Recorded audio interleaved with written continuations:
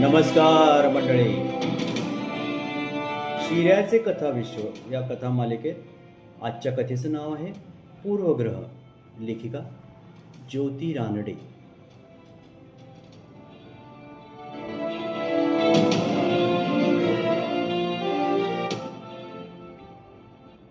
आपटे पती-पत्नी अमेरिकेत मुलाकडे कायमचे राहायला जाणार ही बातमी कॉलनीत वाऱ्यासारखी पसरली आणि लोक त्यांना भेटायला येऊ लागले.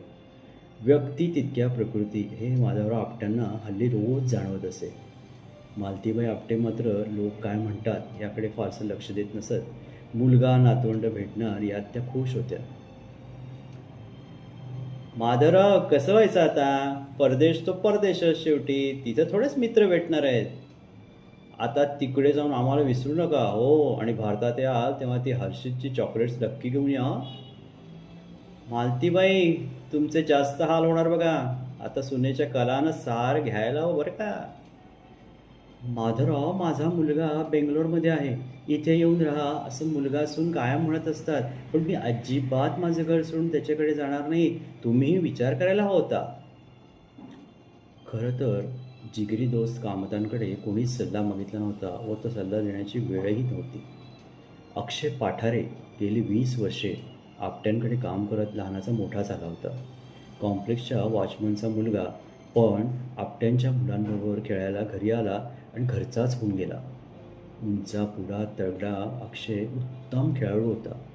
त्यानं सुरू केलेलं जिम शहरातील लोकांना आवडत होतं. पुणे महानगरपालिकेत त्याला चांगली नोकरी होती. काका, अमेरिकेला जाताना काही पूर्वग्रह न ठेवता जा.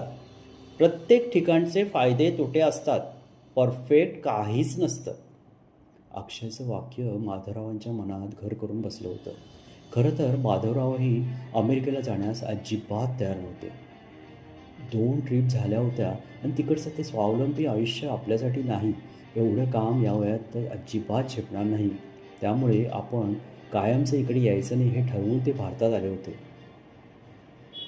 पण मध्यंतरी दमा बळावला आणि वयाच्या 75ला अडीअडचणीला काय कामं धावून येणार आहेत या विचाराने माधवराव मुलाकडे जाण्यास तयार झाले व पती-पत्नी अमेरिकेला निघून गेले.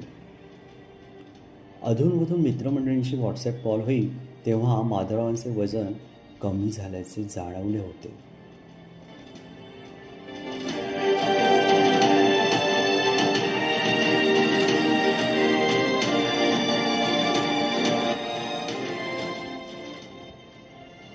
मुलानं कामाला जुंपलं असणार, शंकररावांनी बोलून घेतले. बिचारा, म्हातारपणी काय वेळ आली बघा. मुलगा अमेरिकेला गेला तेव्हा कायम बिरवत होते. आता बघा. गोडबोलेंचा आडनावाच्या अर्थाशी काही मतलब कधीच नव्हता. अहो, मी चाललोय अमेरिकेला पुढल्या महिन्यात. मी समक्ष भेटणारच आहे माधवरावांना. तेव्हा मी त्यांचं सांत्वन करेन. कामतांना मित्राचे हाल प्रत्यक्ष बघायचे होते. कामत अमेरिकेस गेले व ठरल्याप्रमाणे माधवरावांकडे गेले. माधवराव बारीक झाले होते, पण चेहरा तजेलदार झाला होता. पोट सपाट झाले होते. सुरेख 2 बेडरूमची जागा मालतीबाईंनी सुरेख सजवली होती. याला म्हणतात इन लॉ अपार्टमेंट. म्हणजे आई-वडिलांसाठी किंवा सासू-सासऱ्यांना राहण्यासाठी हे अपार्टमेंट जरी मूळ घराचा भाग असला तरी सगळं सेपरेट आहे. जाणं येणंसुद्धा या दारानं करतो. रोज मुलगा सून वेळ मिळेल तेव्हा येऊन बसतात. नातवंड येतात. छान चाललंय. लुसी नावाची मेड आठवड्यातून एकदा येते व साफसफाई करून जाते. माधवरावांच्या स्वरात उत्साह होता. मालतीबाईंनी सागरसंगीत जेवण बनवलेलं बघून कामत थक्क झाले. वहिनी, अहो एवढं काम कशाला केलं? काही नाही हो. घरचं माणूस येणार म्हटलं की उत्साह वाढतो. त्यात बघा, ही सोलकढी सुनबाईच्या मैत्रिणीनं आणून दिली. पाहुणे येणार म्हणताच. श्रीखंड सुनबाईंनी केलं आणि विश्वास बसणार नाही, पण सुरडीच्या वड्या ही आमच्या लेकाची खासियत आहे. मालतीबाईंनी उलगडा केला. छान आहेत हो सुनबाईंच्या मैत्रिणी. कधीमधी गरज पडली तर शाळेनंतर त्यांची मुलं माझ्याकडे येतात.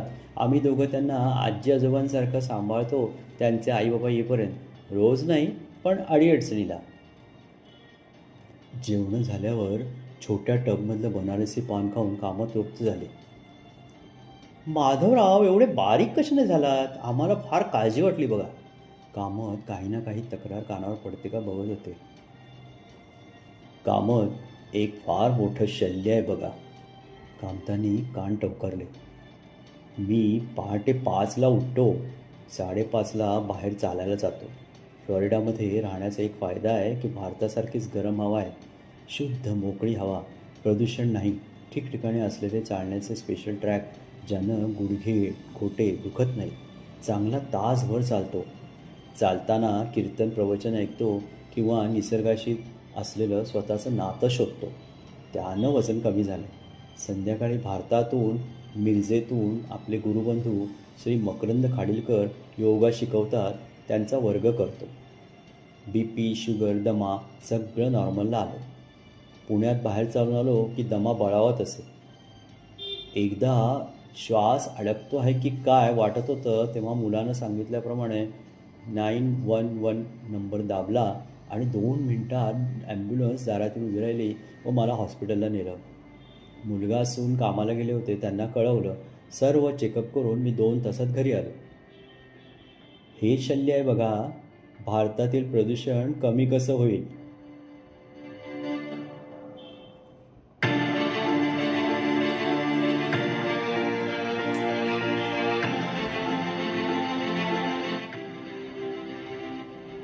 भारतातील गर्दीमध्ये 5 मिनिटात ॲम्ब्युलन्स आजारी माणसाकडे कशी पोचेल? माझ्या देशात अशी सुव्यवस्था राबवण्यासाठी शासन आणि नागरिक काय करू शकतात? वाढती लोकसंख्या, वाढतं शहरीकरण, वाहनं, जंगलतोड, कचऱ्याची योग्य विल्हेवाट न लावणं हे आपल्या देशाचे प्रॉब्लेम्स आहेत. प्रगत देशात यासाठी काय काय करतात याचा अभ्यास करतो आहे. मी पुणे महानगरपालिकेतील काही प्रमुख लोकांशी बोलत आहे. आपला अक्षय आहेच तिथे. आपटे प्रदूषण कमी झालेला भारत त्यांच्या डोळ्यापुढे बघत होते. तो छोटा 6वीतील कुमार नावाचा शेजारचा मुलगा आपल्याकडे येतो. परवा तो केनेडीच्या वाक्यावर निबंध लिहित होता. Ask not what your country can do for you, ask what you can do for your country. डोळ्यात अंजन घालून गेलं ते वाक्य बघा. कामत जाण्यासाठी उठले. मित्र भेटला याचा आता खरंच आनंद झाला होता आणि त्यांच्या मनातील प्रदूषणही निवडलं होतं. मित्राचे परदेशात कसे हाल होत आहे ते परत जाऊन सर्वांना सांगण्याचा हेतू मनात असणं यासारखी लाजिरवाणी गोष्ट कोणती? आणि हा इकडे येऊन आपल्या देशातलं प्रदूषण कसं कमी करता येईल, माझ्या लोकांना शुद्ध हवेचा मोकळा श्वास घेत व्यायाम कसा करता येईल हे बघतोय. आहेच तो नावाजलेला एन्व्हायरमेंटल सायंटिस्ट. त्याचे प्रदूषणावरील लेखसुद्धा खूप नावाजले गेले आहेत. तो नव्या वातावरणात ॲडजस्ट व्हायला बघतो आहे आणि आपण त्याचे पाय कसे ओढता येतील ह्या विचारात आहोत. त्यांनी माधवरावांना घट्ट मिठी मारली. तुम्ही आनंदात आहात या सगळं आलं. खरं सांगतो, तुम्ही परदेशाबद्दल तक्रारी कराल ते ऐकायला आलो होतो. आम्ही तुम्हाला सपोर्ट करायचं सोडून. जाऊ दे, पुण्याला केव्हा येत आहे? पूर्वीसारखे सगळे चालायला जाऊ, जाता जाता कचरा उचलू, प्रदूषण कमी करण्यासाठी सगळेच प्रयत्न करू. माझेही खूप कॉन्टॅक्ट्स आहेत, सांगा मला. कामतांनी बूट घातले. अरे शेवटी आपला देश तो आपला देश. काही कारणानं बाहेर राहिलो तरी मन तिथंच असतं. अक्षयचा सल्ला मानला आणि सगळं सोपं झालं. कोणत्याही गोष्टीत पूर्वग्रह ठेवायचा नाही. 4 महिन्यात पुण्याला चांगले 2 महिने येऊ तेव्हा भेटूच. अक्षय फ्लॅट इतका छान ठेवतो म्हणून लेकानं त्याला घसघशीत पगार द्यायला सुरुवात केली आहे. आधी तयार नव्हता, पण आम्हीच बजावून घे म्हणून सांगितलं. तो मुलगाच आहे आमचा. माधवरावांचे डोळे पाणावले. कामत भारतात परत आले. चालायला मित्रमंडळी जमली तेव्हा कामत म्हणाले, एका कॉलनीतून आपण येतो तर आता एका गाडीतून येऊ. 4 गाड्या नको. प्रदूषण अशानंच वाढतं. अरे माधवरावांनी स्वच्छ पुणे अगदी मनावर घेतले बघा. आपणही मदत करूया. हो, आणि उत्तम आहेत माधवराव. त्यांच्या अनुभवातून शिकायचं की आयुष्यात येणाऱ्या कोणत्याही बदलांना काही पूर्वग्रह न ठेवता सामोरं गेलं की त्रास होत नाही. मी पण लेकाकडे बेंगलोरला जाऊन चांगला महिनाभर जाऊन यावं म्हणतो. उगीचच परदेशाला नावं न ठेवता त्यांच्या चांगल्या गोष्टी आपल्या देशात आणून स्वावलंबन वाईट हे कधी म्हणू लागलो आपण? भारतात परतलेले कामत अचानक इतके कसे बदलले या विचारात सारे पडले. केल्याने देशाटन हेच खरं असा समज त्यांनी करून घेतला.